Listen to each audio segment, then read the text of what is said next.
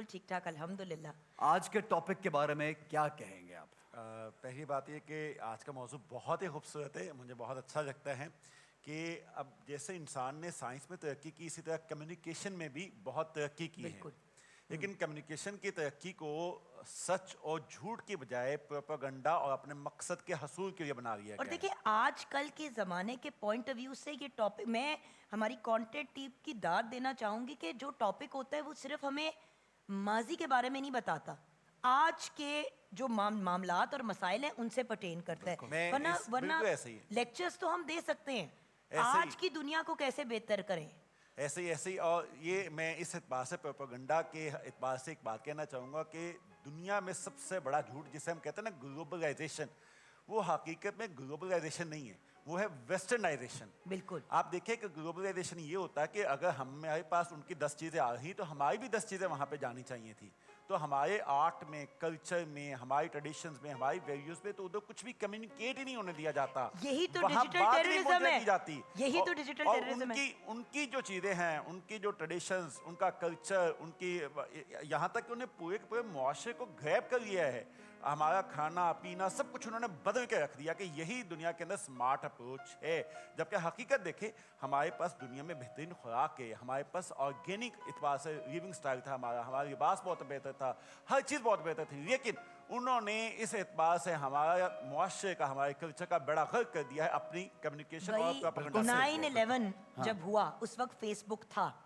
जितनी हमारी reputation as a nation बर्बाद की गई फेसबुक के ऊपर On और सोशल purpose, मीडिया पे। ऐसे ही है। और अब हमारे मुल्क में कोई मामला होता है, मसला देखिए, एक जान जाए 10 जाने जाएं, हर जान की एक वैल्यू है।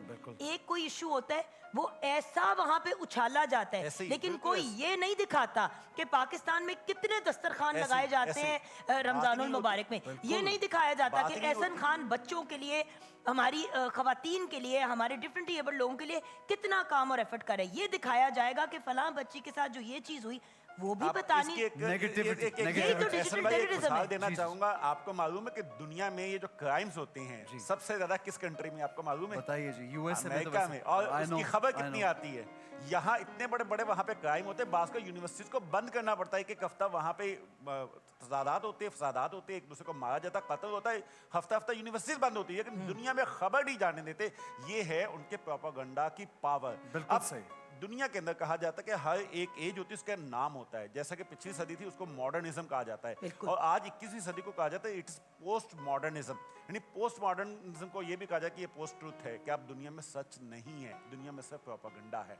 जिसकी ताकत है, जिसका प्रोपेगेंडा है, जिसकी कम्युनिकेशन है, जिसके पास प्रोपेगेंडा टूल्स हैं, जिसको सोशल मीडिया आपने कहा है, वही दुनिया के अंदर डोमिनेट कर रहा है। और हकीकत बिल्कुल। भी देख लीजिए ऐसा ही ठीक हो गया। रहा है। वास्तव में बड़ी अच्छी बिल्कुल गुफ्तगू सही बात करते हैं, है, हमेशा एक बिल्कुल अलग सही पहलू उजागर करते हैं। आज लिख क्या रहे हैं आप, ये बताइए। देखिए, हमें बहुत पहले बता दिया गया था कि इसी चीज़ों से बचना कैसे है, इसके यानी कि वो प्रिकॉशंस कैसे।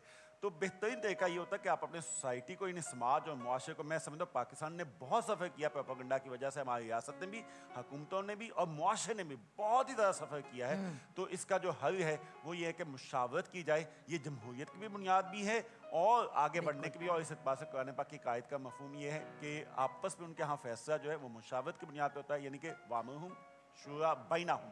यही आज हम सुभान अल्लाह। सुभान अल्लाह, माशाल्लाह। बहुत खूब, बहुत खूब जी। बिस्मिल्लाह कीजिए वासिफ भाई। हमें हमारी शेफ जॉइन